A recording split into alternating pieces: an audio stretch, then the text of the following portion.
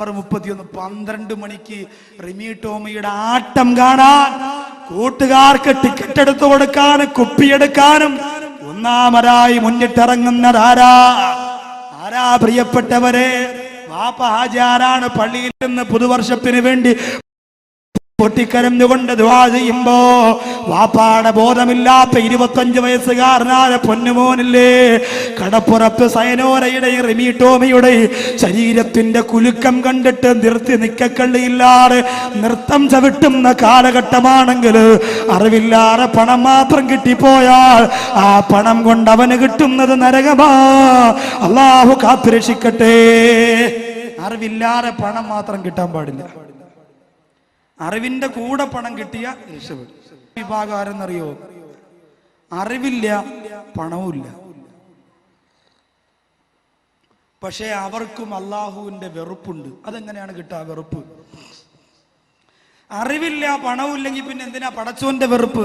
നിങ്ങളിപ്പോ എല്ലാവരും ചിന്തിക്കൂ, ഉസ്താദേ നമുക്ക് അറിവില്ല, എന്റെ പോക്കറ്റിൽ 10-20 രൂപയേ ഉള്ളൂ, ബക്കറ്റ് നിങ്ങൾ എന്തായാലും എടുക്കുമെന്നറിയാം. പക്ഷെ അത് വാക്കോ എന്നാ ആദ്യം പറയണ ബക്കറ്റാന്ന് നമുക്കറിയാം. അപ്പൊ അതുകൊണ്ട് എന്തായാലും ബക്കറ്റിൽ 10 രൂപ നമ്മൾ ഇടാറുണ്ട്, ബാക്കി 10 രൂപ അങ്ങോട്ട് പോകുമ്പോൾ ഒരു ചായ കുടിക്കാനോ വേറെ കാശ് എൻ്റെ കയ്യിലില്ല. പിന്നെ അറിവ്, നിങ്ങളെ പോലെ ഉസ്താദുമാര് പ്രസംഗിക്കുമ്പോൾ വന്നിരുന്ന് കേൾക്കും, കാസറ്റുകൾ വാങ്ങിക്കൊണ്ടുപോയി കേൾക്കും, ഇതല്ലാതെ വേറെ അറിവൊന്നും ഞങ്ങൾക്കില്ല ഉസ്താദെ എന്നു പറയുന്നവർക്ക് അള്ളാന്റെ വെറുപ്പെന്തിനാ? അറിവില്ലെങ്കിലും അവന്റെ മനസ്സിന്റെ ചിന്ത എന്തെന്നറിയോ? പണമുണ്ടായിരുന്നെങ്കിൽ അവനെ പോലെ സിനിമയ്ക്ക് പോകാമായിരുന്നു, പണമുണ്ടായിരുന്നെങ്കിൽ മറ്റവനെ പോലെ കള്ളു കുടിക്കാമായിരുന്നു, പണമുണ്ടായിരുന്നെങ്കിൽ ഡിസംബർ 31 കൂട്ടുകാർക്ക് കുപ്പിയെടുത്തു കൊടുക്കാമായിരുന്നു എന്നു മനസ്സുകൊണ്ടവൻ മോഹിക്കുകയാണ്. അങ്ങനെയുള്ളവനും അള്ളാന്റെ തൃപ്തിയില്ല.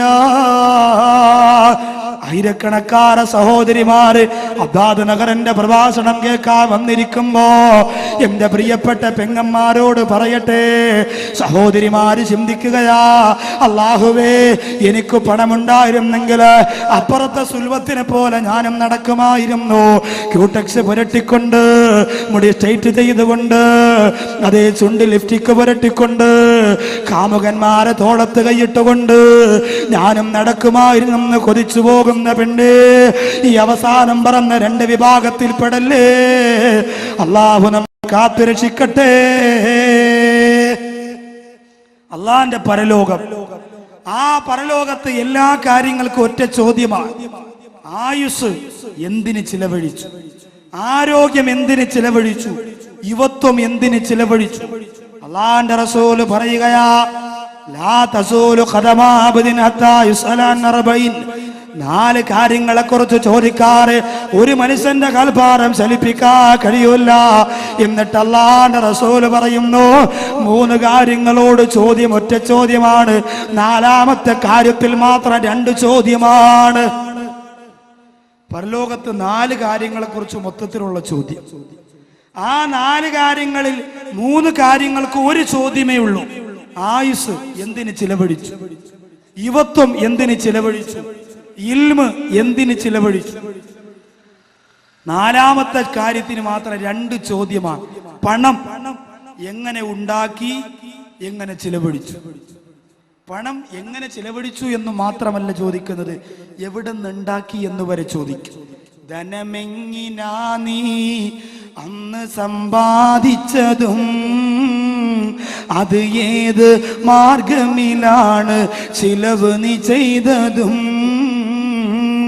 എങ്ങനെയാണ് നീ പണം സമ്പാദിച്ചത്, എങ്ങനെയാണ് ചിലവഴിച്ചത്? ഈ 2 ചോദ്യം ചോദിക്കുമെങ്കിൽ ഇതിന്റെ അകത്തിരിക്കുന്ന, ഈ ശബ്ദം ശ്രവിക്കുന്ന നമ്മളെല്ലാവരും നമ്മുടെ പോക്കറ്റിൽ എത്ര രൂപയുണ്ടെന്നൊന്ന് തീരുമാനിക്കുക. ഇപ്പൊ ബക്കറ്റ് എടുക്കാനല്ല, പിരിക്കാനല്ല. നിങ്ങൾ ആലോചിച്ചോ, 1000 ഉണ്ടെങ്കിൽ 1000, 5000 ഉണ്ടെങ്കിൽ 5000, 10000 ഉണ്ടെങ്കിൽ 10000, ചെക്കാണെങ്കിൽ അത്, ATM ആണെങ്കിൽ അതിൽ എത്ര രൂപ ATM അക്കൗണ്ടിൽ ഉണ്ടാവും എന്ന് ചിന്തിക്കാം. ചിന്തിച്ചല്ലോ എല്ലാവരും? അന്തം വിട്ടിരിക്കല്ലേ?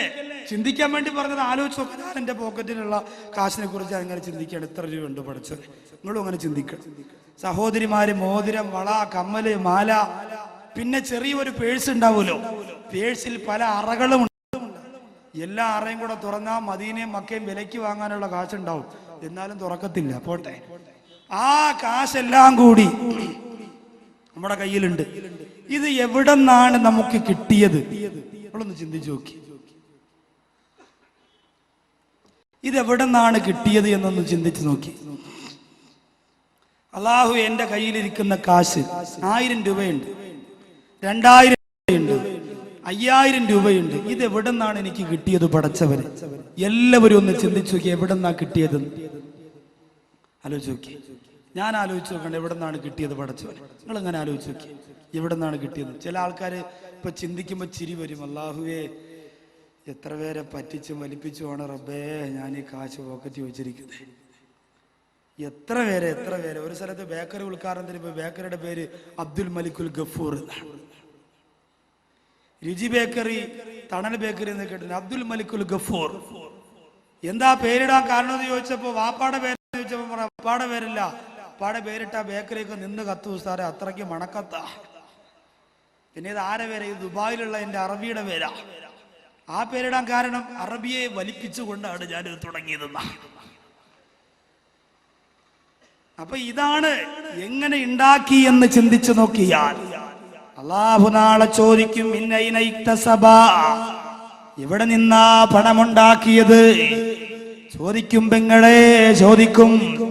ദുബായിലും അബുദാബിയിലും മസ്കറ്റിലും ഖത്തറിലും സൗദി അറേബ്യയിലും എല്ലാം പോയി ഏതെങ്കിലും ഒരു സാധുവാന അറബിയാണ് കയ്യിൽ കെട്ടിയതെങ്കിൽ അവനെ അടിച്ച് വശത്താക്കിയിട്ട് അവന്റെ ഉള്ളതല്ല ഊറ്റിയെടുത്തുകൊണ്ട് വന്നിട്ട് നാട്ടിൽ വന്നിട്ട് ഷാർജ ബേക്കറി തുടങ്ങുന്ന, നാട്ടിൽ വന്ന് മസ്കറ്റ് ഹോട്ടൽ തുടങ്ങുന്ന പ്രിയപ്പെട്ട മുസ്ലിമേ, മിന്നൈന ഇക്തസബ, എവിടെ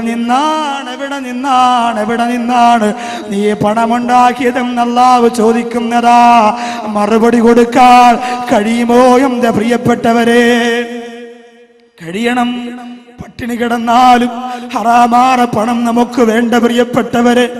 പട്ടിണി കിടന്ന് ഭക്ഷണം കഴിക്കാതെ മരിച്ചുപോയാലും മറ്റുള്ളവരെ വഞ്ചിക്കുന്ന, മറ്റുള്ളവരെ പറ്റിക്കുന്ന കാശ് നമുക്ക് വേണ്ട. ബഹുമാനപ്പെട്ട അബൂ ദുജാന റളിയല്ലാഹു അൻഹു പ്രവാചകന്റെ സമക്ഷത്തിൽ നിന്ന് സുബഹി നിസ്കാരം കഴിഞ്ഞ് ഓടുകയാണ്. അള്ളാന്റെ റസൂൽ ചോദിക്കുന്നു, അബൂ ദുജാന, എവിടേക്കാണ് അബൂ ദുജാന ധൃതി വെച്ചു പോകുന്നത്? പ്രഭാതമാണല്ലോ, കണ്ണീരോടെ ദുആ ചെയ്യാനുള്ള സമയമുണ്ടല്ലോ, എന്തിനാണ് ഓടുന്നതെന്ന് ചോദിക്കുമ്പോ കരഞ്ഞുകൊണ്ട് അബൂ ദുജാന പറയുന്നു, നബിയേ, എനിക്ക് 2 മക്കളാ നബിയേ. ഞാൻ ജോലിക്ക് പോയിട്ട് കിട്ടുന്ന കാശ് കൊണ്ട് വന്നിട്ട് വേണം എൻ്റെ മക്കൾക്ക് ഭക്ഷണം കഴിക്കാൻ നബിയേ. കുറച്ച് ദിവസമായിട്ട് ജോലിക്ക് പോകുന്നില്ല, സുഖമില്ലാത്തത് കൊണ്ട് ജോലിക്ക് പോകാതെ എൻ്റെ കുടുംബം പട്ടിണിയിലാണ് നബിയേ. കാസർഗോഡ് ഹദ്ദാദ് നഗറിന്റെ പരിസരത്ത് വന്നിരിക്കുന്ന പ്രിയപ്പെട്ട മുസ്ലിങ്ങളോട് ഞാനൊന്ന് ചോദിക്കട്ടെ, നിങ്ങൾ പട്ടിണി കിടന്നിട്ടുണ്ടോ? ഭർത്താവ് ജോലിക്ക് പോകാതെ പട്ടിണി കിടക്കണ്ടെന്ന ഗതികേട് വന്നിട്ടുണ്ടോ? ഉപ്പ പൈസ തരാറ് പട്ടിണി കിടക്കണ്ടെന്ന ഗതികേട് നമ്മുടെ മക്കൾക്ക് വന്നിട്ടുണ്ടോ? അള്ളാഹു നമ്മെ വിശപ്പിനെ തൊട്ട് കാത്തിരക്ഷിക്കട്ടെ. പട്ടിണിയും പരിവട്ടവും കൊണ്ട് കഷ്ടപ്പെടുന്ന മോശമായ അവസ്ഥയെ തൊട്ട് പടച്ചോ നമുക്ക് ആഫിയത്ത് തരട്ടെ. അബൂ ദുജാന റളിയല്ലാഹു അൻഹു പറയുന്ന, നബിയേ, എന്റെ മക്കള് 3 ദിവസമായി പട്ടിണിയാണ്.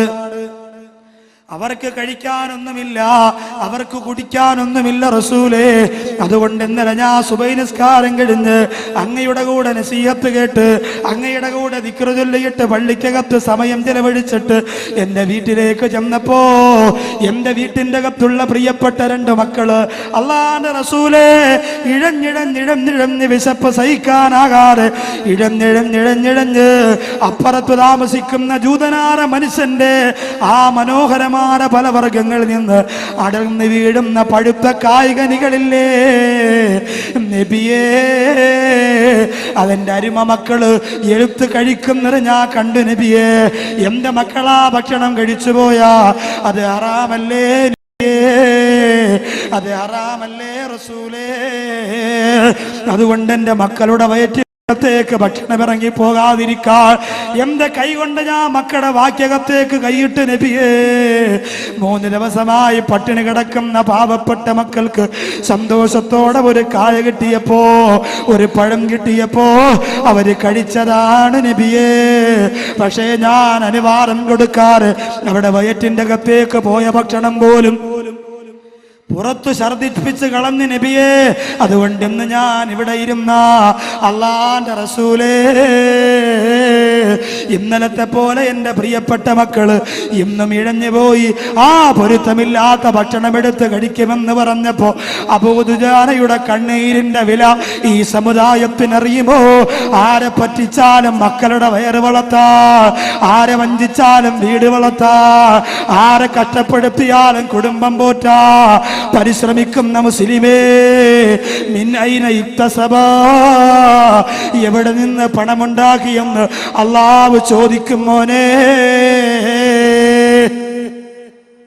ചെറിയ ചെറിയ കച്ചവടം നടത്തുന്നവരുണ്ട്, ലോഡിംഗ് തൊഴിലാളികളുണ്ട്, യൂണിയനുകളിൽ പ്രവർത്തിക്കുന്നവരുണ്ട്, ചുമട്ടു തൊഴിലാളികളുണ്ട്. കഷ്ടപ്പെട്ട് പണമുണ്ടാക്കിയാൽ അതിനൊരു ബറക്കത്താണ്. മുമ്പൊരച്ഛൻ 8 വയസ്സുകാരനായ തന്റെ മകനോട് പറഞ്ഞു, 8 വയസ്സുകാരനായ മകനോട് പറഞ്ഞു, എല്ലാ ദിവസവും 1 രൂപയുടെ നാണയത്തൊട്ടി എനിക്ക് കൊണ്ട് തന്നല്ലാതെ നിനക്കിനി ഈ വീട്ടിൽ നിന്ന് ഭക്ഷണവും തരൂല, രാത്രി നിന്നെ ഇവിടെ ഉറക്കുകയുമില്ല എന്ന് പറഞ്ഞു. ഇന്നുള്ള മക്കളോട് അങ്ങനെ പറയരുത്. അവരോട് മാതാപിതാക്കൾ അനുവാദം കൊടുത്താൽ ആ സെക്കൻഡിൽ തന്നെ അവർ പോകും. കാപ്പി കൊടുക്കലൊക്കെ വേണോ ഇത്രയും തിരക്കിനിടയിൽ? പുറത്തുനിന്നാണോ? അല്ല, പുറത്തുനിന്നാണെങ്കിലും ഇത്രയും തിരക്കിനിടയിൽ കൊണ്ടു കൊടുക്കുമ്പോൾ അതൊരു ബുദ്ധിമുട്ടാണ്. അടുത്ത പ്രദേശത്തുള്ള യുവാക്കൾ ചെയ്തതാ ഈ ഇതൊക്കെ. എന്ത് ചെയ്യും ഇപ്പൊ? ജനങ്ങൾ ഇത്രയും പേരെ എവിടെ ഇരുത്തും? ഇൻഷാ അല്ലാഹ് ആരും നിരാശപ്പെടേണ്ട. ഒരു 1.5 മാസം കൂടി കഴിഞ്ഞാൽ പഴയ ശബ്ദത്തിലേക്ക് ഇൻഷാ അല്ലാഹ് മടങ്ങി വരും. അപ്പൊ നമുക്ക് കാര്യമായി നമ്മുടെ വാഹനങ്ങളൊക്കെ സംഘാടകർ പറയുന്ന സ്ഥലത്ത് മാറ്റി പാർക്ക് നിർബന്ധമായും അങ്ങനെ തന്നെ ചെയ്തു കൊടുക്കണം, ഇല്ലെങ്കിൽ വിഷമമാണ്. ഇനി അടുക്കൂല, എല്ലാം അടുത്തല്ലേ കിടക്കുന്നേ. കുറച്ചുകൂടി ഒന്നുകൂടെ അടുപ്പിച്ച് നോക്കിയേ, നോക്കട്ടെ പറ്റുമോ? ഞെരിങ്ങിയാണ് കിടക്കുന്നത്.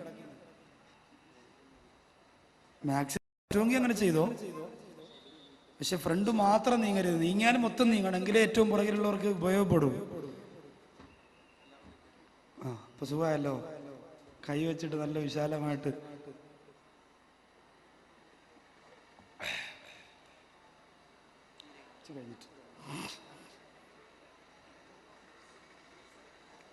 ആ ബെഞ്ചൊക്കെ കൊണ്ടുവരുന്നുണ്ട് ഇൻഷാ അല്ലാഹ്, മദ്രസയുടെ ബെഞ്ചൊക്കെ കൊണ്ടുവരുന്നുണ്ട്. എന്തായാലും എല്ലാവരും പൊരുത്തപ്പെട്ട് ഉള്ള സൗകര്യത്തിൽ എല്ലാവരും സഹകരിക്കുക. കാരുണ്യവാനായ തമ്പുരാൻ ഈ സദസ്സിന്റെ പോരുഷയും ബറക്കത്തും സ്വീകരിച്ചുകൊണ്ട് നമ്മുടെ ദുആഇന് അല്ലാഹു ഉത്തരം തരുമാറാകട്ടെ. വിഷയത്തിലേക്ക് കടക്കുകയാണ്. ഒരുപാട് നേരം നീട്ടി പറയാനുള്ള ആരോഗ്യസ്ഥിതി ഇല്ലാന്ന് ഞാൻ പറയാതെ നിങ്ങൾക്ക് എല്ലാവർക്കും അറിയാം. എങ്കിലും 1-1.25 മണിക്കൂറോടെ വരെ എത്തിയാൽ രക്ഷപ്പെട്ടു എന്ന് ഞാൻ മനസ്സുകൊണ്ട് ആഗ്രഹിക്കുക. കാരണം ശാരീരികമായ അസ്വസ്ഥതയുള്ളതുകൊണ്ട്. എങ്കിലും വാതിലൊന്നും കുറവൊന്നും വരില്ല. എല്ലാവരും കിടന്നിരിക്കും. ഉള്ള സൗകര്യത്തിൽ നീങ്ങി വരുമ്പോൾ മൊത്തത്തിൽ നീങ്ങണം. ഏറ്റവും പുറകിൽ നിന്ന് അങ്ങനെ നീങ്ങട്ടെ, എങ്കിലേ ഉപയോഗം ഉണ്ടാവും. സീറ്റ് കിട്ടാതെ വന്നാൽ പുറകിൽ കുറച്ച് നിന്നു പോയാലും പ്രശ്നമില്ല, അങ്ങനെയും കേൾക്കാലോ.